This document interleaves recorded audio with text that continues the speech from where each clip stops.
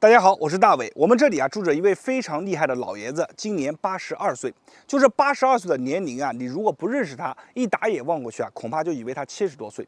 身材挺拔又笔直，而且讲话他的这个谈吐，这个声音的洪亮程度，你就感觉这个人非常的年轻，思维也非常的敏捷。所以呢，你如果不认识他，你是万万也想不到他在10年前的时候，用他的话来说整个人就像瘫了一样，病殃殃的。今天不是这个麻烦来找他，后天就是那个麻烦来找他。我们为什么了解这么清楚呢？因为我们生活在一个小区当中，经常看到他，也经常和他在一起聊天。10年前的时候他还是经常拎着一些东西往大房子里面跑，后面慢慢的开始了注重了锻炼了，整个人的状态就越来越好。有一个锻炼的动作他一直在做，一做就坚持了10年，是什么动作？叫做上下拍手。就是这个动作，用他的话来说，用这个动作让他重获了新生，让他感觉自己的原来的这高那高，慢慢的就全都没有了。所以呢，这个动作我分享给大家。大家如果说你想做的话，可以跟着一起去练，每天只要坚持，你会发现运动量看似不大，但是慢慢的他整个状态都会往上去拔。好了，我们话也不多说，直接来讲动作。如果感觉有用的，记得评论区下方打上有用2个字。我们现在来看动作。那么这个上下拍手怎么去做呢？非常简单，我们首先记住手上的动作，上拍手和下后拍手往下往后。在这个拍手的时候，是很多人是拍不了的。咱们很多的中老年人手是背不过来的，所以你在拍的时候，记住了把胸挺起来，尽量去把它拍响，去试一试。如果能拍响的话，证明你的整个肩膀的活动度还是不错的。然后我们反复的先练习上拍后拍，就这样去拍慢慢的去拍。当你拍着拍着，慢慢的你会发现你的后下拍手就这个地方拍起来变得更加容易了。头往上看在活动的时候，你能感觉逐渐的打开了你的肩膀，打开了你的颈部。然后当你感觉这个手拍起来没问题了，我们开始配合脚底的动作。往上拍手的时候是踮脚，踮脚往上，下的时候利用这个惯性往下方去拍。来，侧面看一下，1、2、3、4、5。做的时候切记有一个错误很多人常犯，就是什么头会低着头这么做，坑着头。为什么？因为他感觉他这头往下低着，他后面的手好拍。所以我们做的时候，你注意你的眼睛就往斜上方看。往斜上方看的时候，你就不用担心你头会低了，因为你的头会跟着你的眼睛走我们就这样不断的去拍。每天多少下？200下开始，先开始去争取做到200下，就是数到200下就行了。慢慢的你会发现，随着你做着你的肩膀会发酸，然后逐渐的100下150下开始感觉酸的越来越厉害了。没有关系，咬着牙坚持去做。如果说你实在是坚持不住，那么你今天的目标比如说定个100、150，然后慢慢的往后积累，每天坚持，如果可以的话做上200下。200下是一个入门。做完200下以后你慢慢的就会感觉你的胸怎么样？首先会打开。做完了以后，胸会打开，而且活动一下肩膀会打开。在上下做的时候，你会发现我们的小腿有很多人很沉，每天就这么踮脚。200下拍手的话，其实这个脚也踮了100多下了，就这么去拍。拍完以后，你会发现这个腿和脚这个循环状态都会变得很好，腿脚也会有力。所以这个动作咱们分享给各位中老年家人朋友们每天去做，每天拍手200下，就这样，你只要坚持7天到14天，只要能够坚持下来，你会发现你整个状态开始逐渐的往上走。好了，今天的这个视频就分享到这里了，是一个非常棒的锻炼动作。我是大伟，感谢大家的观看和支持。没有点关注的，记得关注我一波。在别人那里或许是不传之秘，在我这里都毫无保留的分享给大家。谢谢大家。大家好，我是大伟。孩子的个头偏矮，家里面人就会特别的担心，特别是每当接孩子放学的时候，发现同学的个子都比孩子高上一个半个头，心里面更加焦虑了。其实不必这么焦虑。我们一般来说，身高它是有遗传的，60%它是靠遗传，40%呢就是靠日常后天的一些点点滴滴。那后天的点点滴滴，我们说分为哪几类？一个是运动类，一个是饮食类，还有一个单独讲叫睡眠，就这3大类，自己找原因嘛。那么我们前面的这种遗传的上面的问题，我们改变得了吗？改变不了。一般来说，比如说父母身高都还可以的，他遗传的话，他有一个正负8厘米的一个上下限。限啊。它如果说接近它的上限，那孩子长得就快；如果说它正好是接近下限了，那孩子长得可能就慢一些。但是我们依然可以通过后天的一些点点滴滴进行干预。那么后天的这里呢，我们无非是3种，第一种就是饮食。饮食这里的话，大家一定要注意啊。首先就是蛋白质的补充，蛋白质啊，咱们要多去补充。蛋白质是一种基础的物质，比如说我们头发当中，你捏一下，这个里面就有角蛋白啊。身体当中，你只要在肌肉的合成当中，它就需要蛋白质，所以蛋白质是非常重要的。而且呢，现在咱们大多数人家里面啊，孩子啊是不缺蛋白质的，就是看他肯不肯吃。很多小孩子啊，他是不肯吃，他挑嘴，这也是一个问题。所以呢，我们家里面人啊，就要多费一些心，把这个营养啊弄得均衡。蛋白要选择高的优质蛋白，比如说鱼虾肉奶蛋，这些都是优质蛋白。同时呢，要配合这个碳水化合物。什么叫碳水化合物？比如说我们这些精粮啊、米面都是碳水化合物，这些东西啊都要搭配在一起去吃，再加上一些维生素的补充，这样的话孩子能达到一个营养的均衡。一般来说，大多数家庭里面的饭菜啊摄入量基本上是满足的。然后呢，重点是放在后面2位，这2位啊，很多家人在上面是踩了不少大坑。一个是什么？一个就是运动。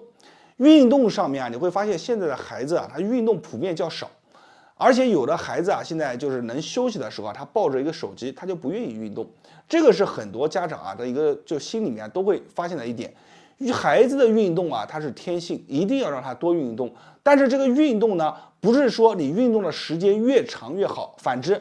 有的小孩他的身体啊，自小来说就相对于弱一些，你让他去运动，他运动只要一过量啊，接着你看就3、5天就不对劲了，然后呢，你就紧接着家里面人就跟着后面忙，后面也不敢让他吹风了。所以运动应该怎么运动？你记住了，你让他在家里面都可以去做，就去做跳高训练啊，去给他墙上画一条线，让他去摸，每天跳多少下。同时呢，让他可以去练习折返跑。什么叫折返跑？比如说我们的客厅啊，让他从 A 点跑到 B 点，再从 B 点摸一下地跑到 A 点，就这样反复的去跑。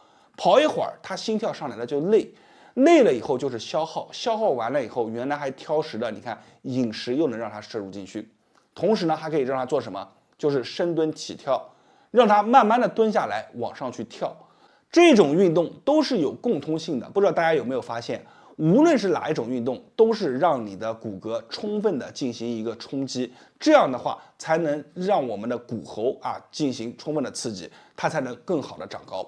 所以呢，我们骨骼的结构啊，必须要让它进行一个冲击，这样对孩子的生长发育啊是非常棒的。在竞技上面的运动，比如说打篮球，打篮球也不是让你傻傻的站在那投篮，一定要去进行充分的一些对抗。啊，比如说跑啊、跳啊，包括跳绳啊，都是非常好的运动，在家里面都能去做。然后呢，运动这一块的话，大家家里面啊做做功课就行。主要后面还有一个重点是什么？就是睡眠。睡眠这一块啊，很少有家长关注得到。你看，我们管得了他白天，管不了他晚上。有的小孩是什么？这个地方经常痒，痒了以后呢，就感觉啊难受，一难受好了，晚上就翻来覆去的啊，他这个质量啊，它不达标。我们讲很多的这个重要的，比如说生长素啊，都是在睡眠当中出来的。你不可能在白天运动的时候出来，所以在睡眠当中，一个是要给他昏暗的环境，把这个灯给他关掉；第二个，让他的睡眠啊，要让他怎么样变实，不要让他那么虚。有的孩子啊，他自己小的时候啊，小孩子他也会烦，他会烦他的学习，他会焦虑。所以呢，在这个时候，家长啊，不要对他在这个学习上面的压力啊，给他很大。给孩子压力一旦大了以后，他一焦虑了以后，有的时候啊就会翻来覆去睡不着，也会影响里面的一个环境。所以呢，我们给他一个好的睡眠环境以后，让他好好的睡觉，同时夜里面啊没事的时候多观察观察。比如说，如果是这里有问题的话，你要及时啊，对不对？有什么问题发现呢，我们就要及时。然后同时呢，你要记住，这个孩子的学习压力大了以后，你一定要什么呢？要让他放松心情啊。他这里紧张，你在这里在催着，他就会更紧张。一紧张了以后，晚上好了7、8个小时也睡不好。所以呢，大家一定要注意，睡眠这一块是很少有人关注的。但是这一块你做不好，你后面的运动、后面的饮食这些东西啊，就通通的就白费了。为什么？因为重要的这个生长素就是在睡眠当中出来的，所以睡眠这一块一定要做好。如果你担心孩子还是不行啊，你晚上在睡觉之前给他的头这个地方百会啊，轻轻的从上向下摸100下，每天100到200下，从上到下摸到他的大椎，从百会到大椎，轻轻的摸，他就睡着了。这个是针对10岁以下小孩子的。那10岁以上呢？10岁以上基本上你讲了，他懂了，他自己明白了，他就会去做。但是咱们道理要讲给他听。有的朋友会说，老师，我的小孩子17、18岁了以后还能不能再往上涨呢？这个时候你就一定要注意，小孩子他一旦骨骺闭合了，这个时候他有个黄金期的，过了就没了。他骨骺一旦闭合了，就长不高了。所以在黄金期的时候，你们提前就观察，做好准备，以后孩子未来就能多长2到3厘米。好了，今天的视频就分享到这里了，我是大伟，感谢大家观看和支持，谢谢大家。大家好，我是大伟，你的肚子是不是又大了？自己用手摸一摸肚子，发现自己的肚子比往年好像又大了一圈，算一算时间，现在已经夏天了，慢慢的很多人已经开始秀身材了，自己看看自己的肚子，好多衣服穿起来又不合适，特别是爱美的人士，天天对肚子特别的焦虑，因为穿起衣服来，小腹这里突出一个小山包就是显得不好看，而且肚子大的人会让人感觉非常的油腻。咱们很多的人是特别爱美的，还有很多人是特别重视健康的。你要知道，肚子大了就代表着里面的脂肪越堆越厚，里面的内脏脂肪多了，对于我们整个健康状态也是不好的。所以很多人就想把这个肚子上面的肉给它甩得干干净净。其中呢，不乏去参加了一些运动参加了跟着直播去练，每天坚持去跑步。这些人很多人他都能发现自己瘦了，瘦的是哪里呢？四肢都瘦了，就唯独这个肚子变化不大。嘴巴有的人也会控制，控制完以后发现这个嘴巴其实虽然控制了，但是肚子上面的赘肉却一点不见减少，这是为什么呢？你记住找2点这2点原因往往是混合在一起的，是哪2点？一个就是你的带脉堵上了，二个就是你的湿气重了。带脉是什么？自古以来，带脉被称之为美人带，什么意思呢？就是你要想你的腰间想要变得非常的纤细你的带脉就要去通。这个带脉这里我们可以通过一些手的方式把它抓通。二个呢，就是你的水气重，湿气重，湿气重它就会聚多为痰，痰喜欢滞留在我们的腰腹部，因为这里是我们整个日常当中活动最少的地方，它只要聚在这里，聚久了，慢慢的你的整个局部的代谢能力都会变慢，它就会逐渐的堆积我们身上的脂肪，堆积肉。所以今天我会教你一个非常好的方法，这个方法你去坚持去用上一个30天，你会发现整个状态完全不一样，而且你的不论是身上的湿气还是你的带脉都会打开。好了，咱们话也不多说，直接把干货分享给大家。这一套方法是一动一静相结合，1+1大于2，一定要配合在一起去用。我们先看第一个，首先呢就是第一个动作，开带脉。怎么去开？我们把我们的手成这样的一个形状把我们的4指你看并在一起，这里呢形成一个小平台，看到没有？把这个小平台贴在我们的肚脐两侧往外去拉，就这样慢慢的去拉，多少下？50下就这么去拉，逐渐的把这里给拉松。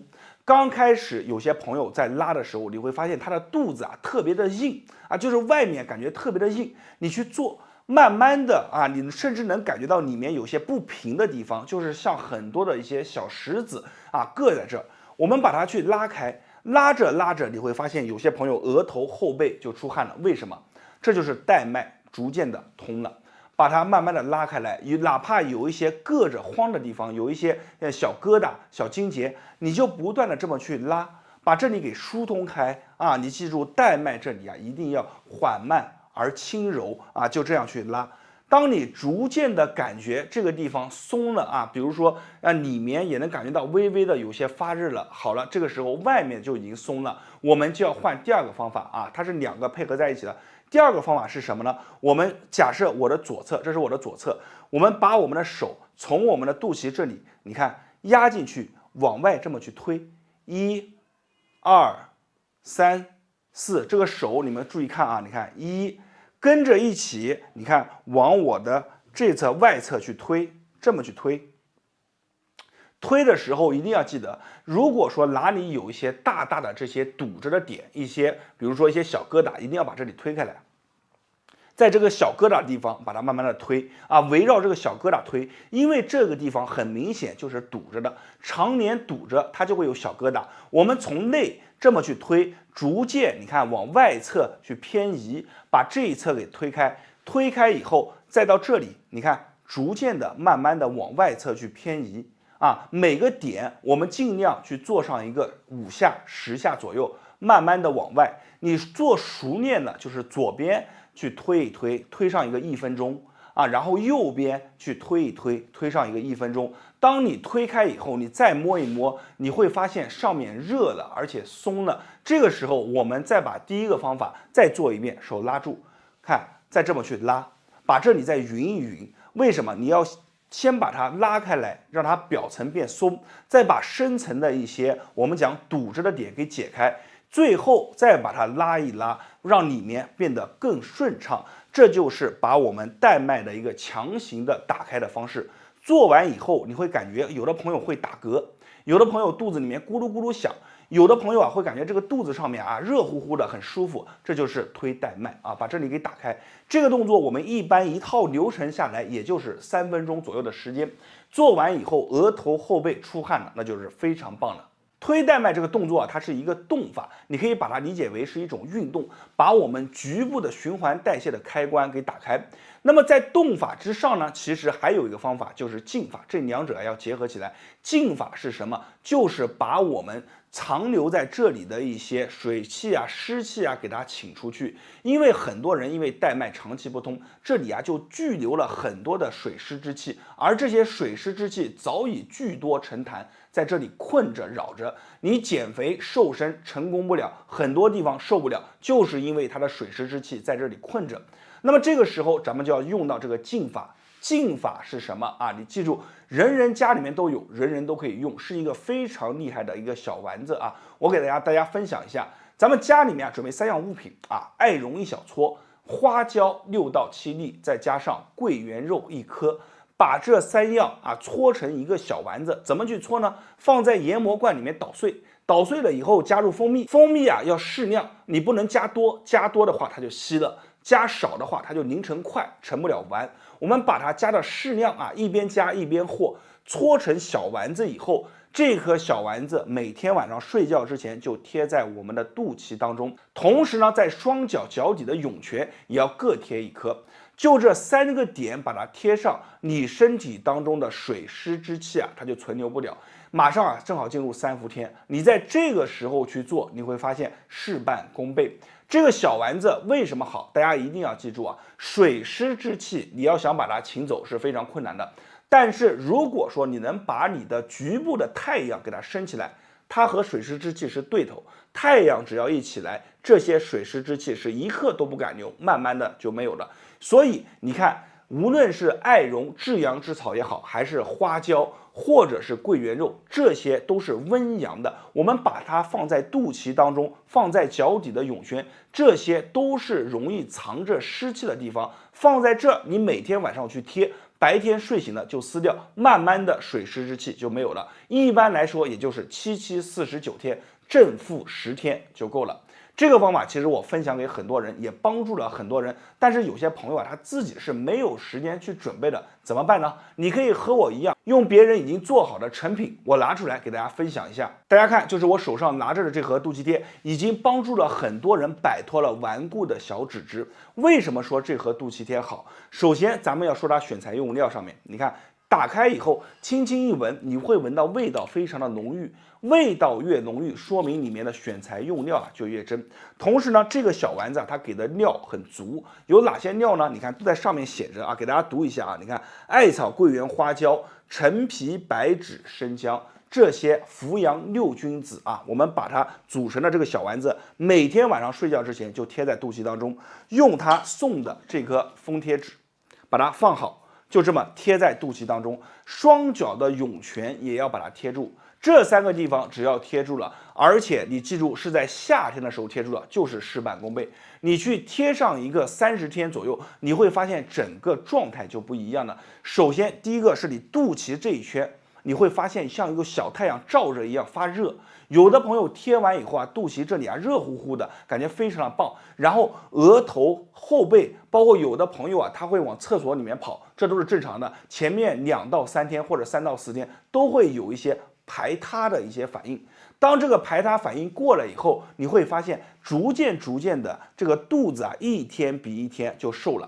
你去坚持一段时间以后，整个人就能感受到了这个答案。而且这个肚脐贴，我分享给很多的粉丝朋友们，有些粉丝朋友们啊，做完了以后，把他们的照片对比也发给我看，我看完以后真的是替他们开心。为什么呢？有些人啊，真的是为了减少肚子上面的肉啊，嘴巴也跟着去受苦了，脚啊也是跟着受苦了，运动也做了，饮食也做了，结果呢，却没有踏到一个正确的点。为什么？就是你的带脉没通，你的水气大，导致了肚子上面啊胀胀的啊，这个地方总是坠的啊，消不掉。你用了咱们今天分享的方法，先通，把局部的这个代谢开关先打开，再用这个肚脐贴贴在里面，从深层给它把这些寒的、湿的、不好的东西给它请出体外，逐渐的它就小了。这是今天给大家分享的一个非常好的方法，就是我们用这个肚脐贴。